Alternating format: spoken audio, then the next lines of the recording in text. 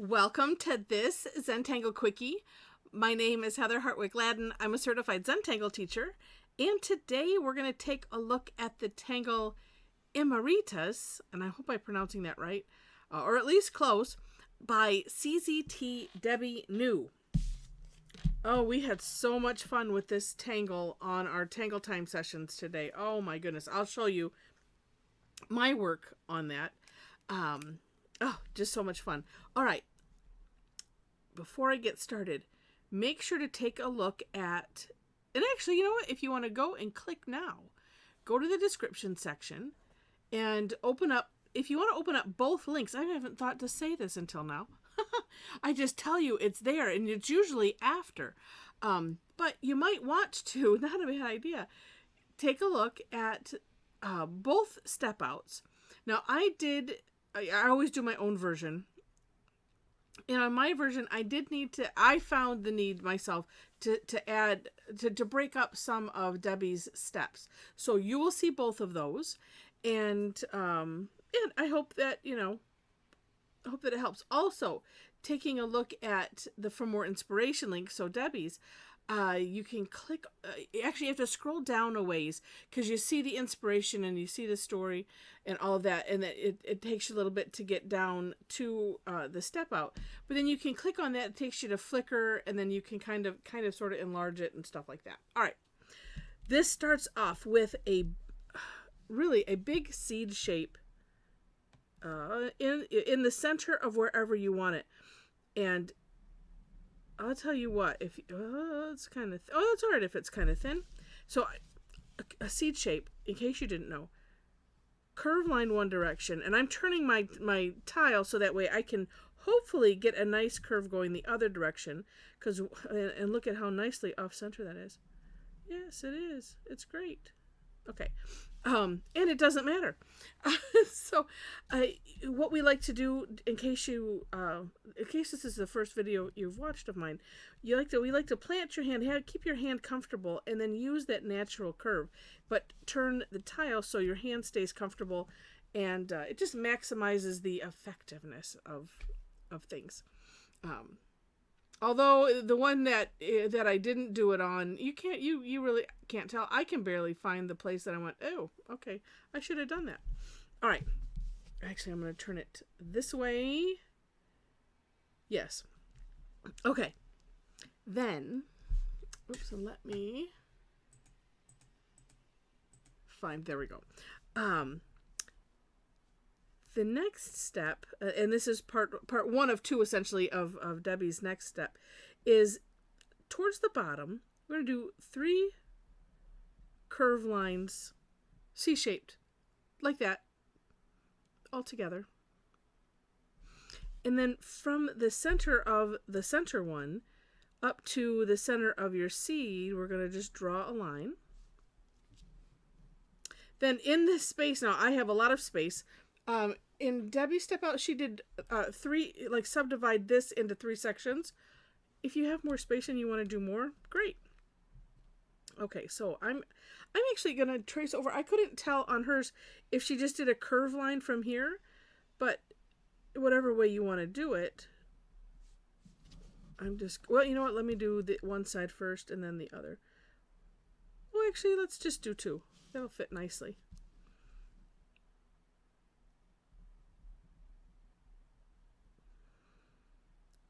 Blah. There we go. Well, the second one, turned out okay. Alrighty, then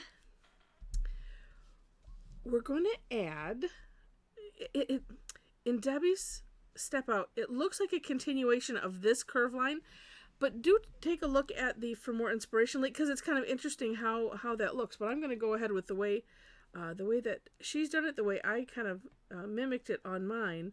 And that's, kind of to continue it and then add another little curve line and come down to the bottom. It kind of ends up looking a bit like a heart.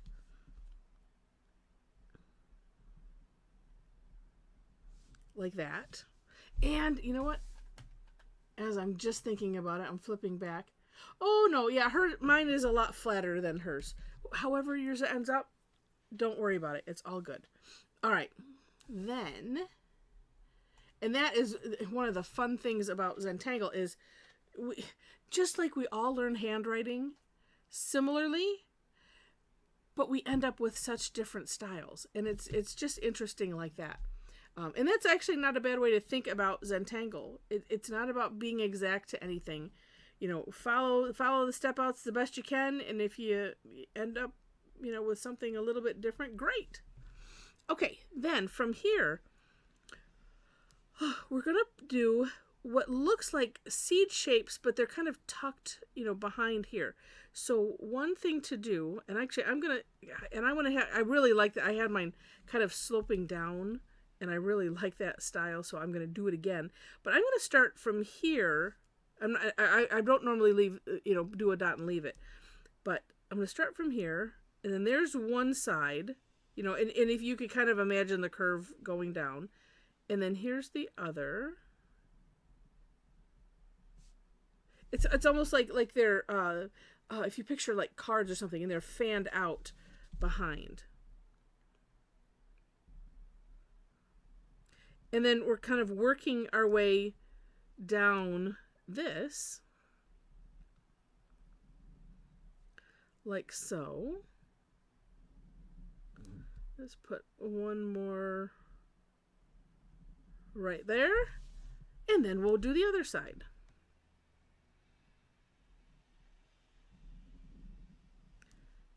And the absolute nice thing about this is the same thing with a lot of Zentangle.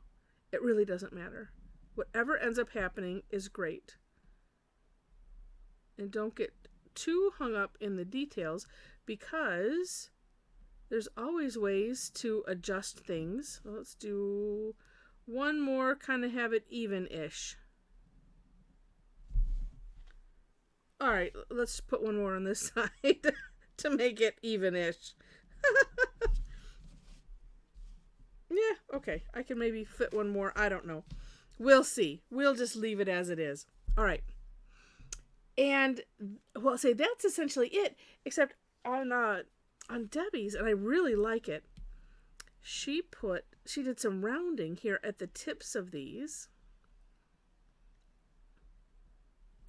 And what's neat about doing something like this is, like this one, that's totally round. I can kind of reshape that, since I'm filling in, and I'm adding that weight in there. And then on these, it's kind of like this, and then this, and fill it in. One thing I thought was interesting in looking at her inspiration, these didn't line up at all on the inspiration, so it's one of those, don't even worry about it if yours didn't. I love it when it depends on the tangle, and if there was an inspiration, I love when tangle creators share that, because it's just, I don't know, it's neat. And then for me, it kind of sometimes a lot of times it gives some other ideas about how I might want to do it. Let's see, I've got 1, 2, 3, 4, 5, 6. Not that it matters. 1, 2, 3, 4, 5, 6. I feel like I still want one more, because it's just uneven.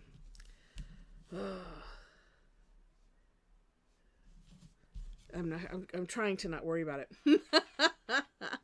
Let's see what else. I mean, other than this, decorating and shading.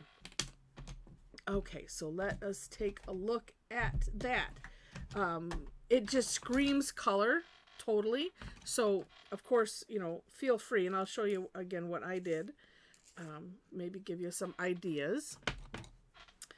But, let's have fun without that. And first, my poor little pencil. First thing I'm going to do is put some graphite. I think I'm going to put some graphite on the outside of that. Yeah, that's what I'm going to do. Yeah. Because this is kind of tucked underneath there, and that's where I like to put shading. So I'm going to actually put some on all of these. see if I can spread it out ever so gently as to not give the graphite remorse. And sometimes just a nice back and forth motion. Usually I like to do little circles, but sometimes, especially if we're in a little tight space, and look at it, still creates a nice gradient, and it got in there pretty good. And this one is, it's a well-loved tortillon, but not necessarily brand new, with a nice little tip on it. And I'm going to do the same thing on the other side.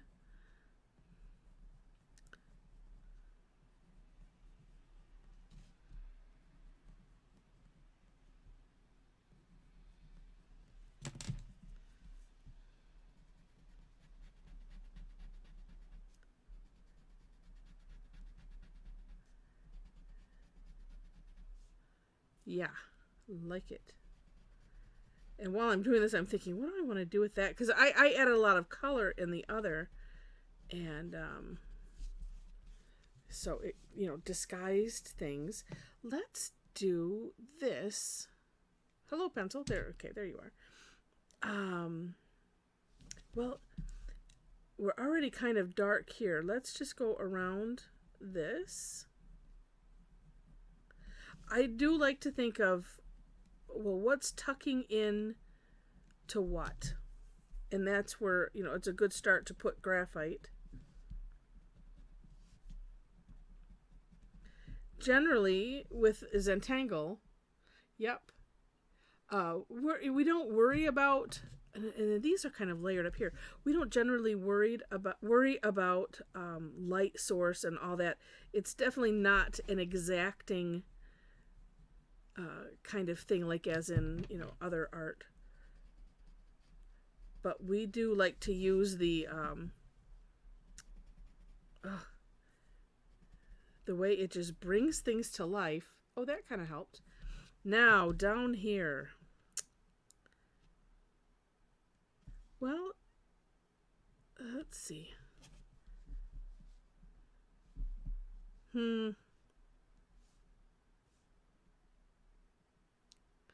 Oh, the debate. Well, actually, these are kind of, let's just call those being tucked underneath. And we'll see where we go from there. And sometimes it's just a matter of just play. Just do something. Right?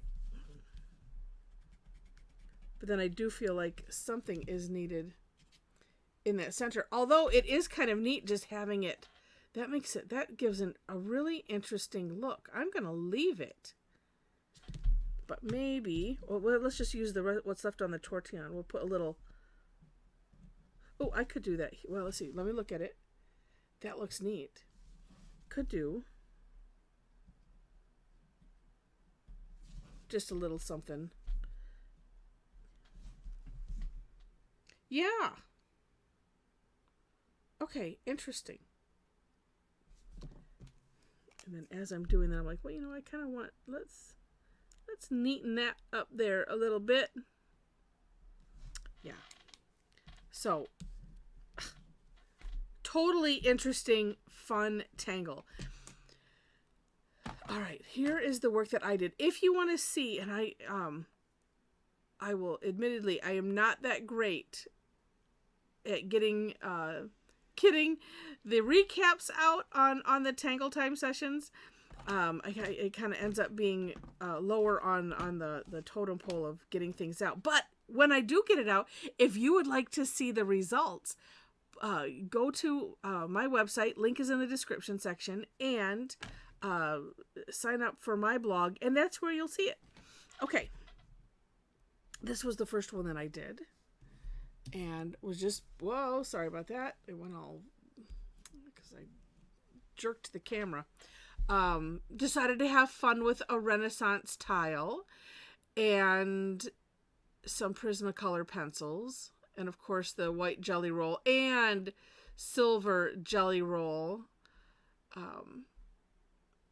pens. And I like it. This one I decided to add an extra peak, a little upside down V, just to make it look like it has a couple layers of petals. And I think it turned out really, really, really neat. So that's a lot of fun.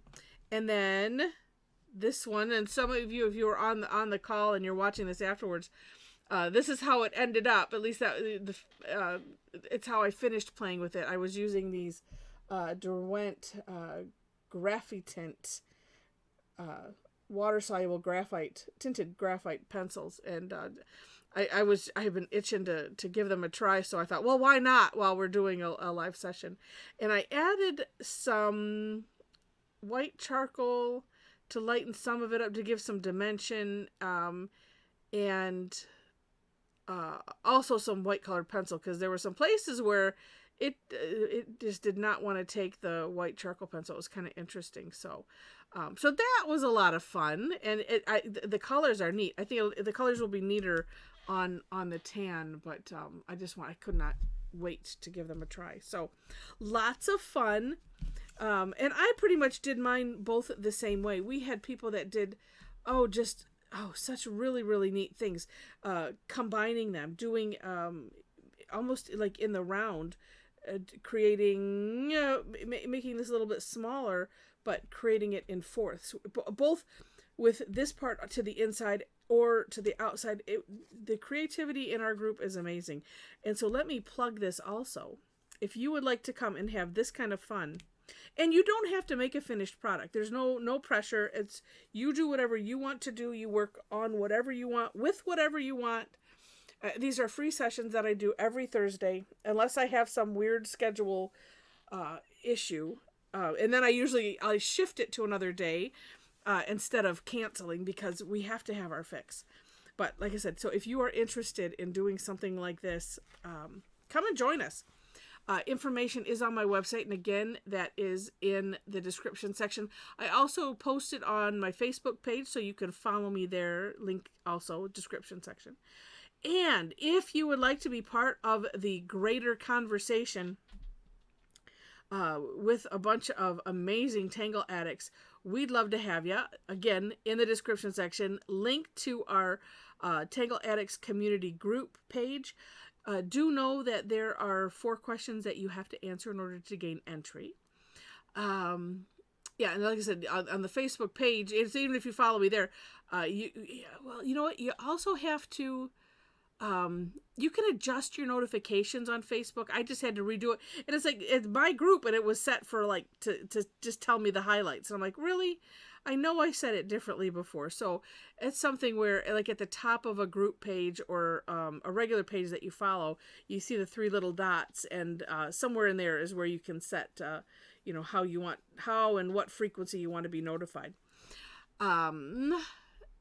So there's that. I already mentioned the step outs, and I think that's it. I did mention that most of the classes are free. I do have some that are paid. I also have a membership club. So if you come and join us for free, if you like it and you like it enough, and you are a Tangle addict, and you're taking, even if you're taking a class once a month, the way I have the club priced, it's basically all access, and it's $40. I can't see myself raising it from there because I have no more unless I add another day. But then I think then it's just maybe then too pricey. I don't know. But it's basically all access. Every Tuesday is a class that is all except for one of them is free, but the other ones are paid classes. So you could have, depending on how many Tuesdays, 3 or 4 classes for one price, and access to the replays, and you get access to both the AM and the PM, because I do these 2 sessions, an AM and a PM session, and I always invite everybody to both, even if you just come pay for one class. I always invite you to both because it's just way too much fun. So all right, with that, thanks again so much for watching, and I wish you happy tangling.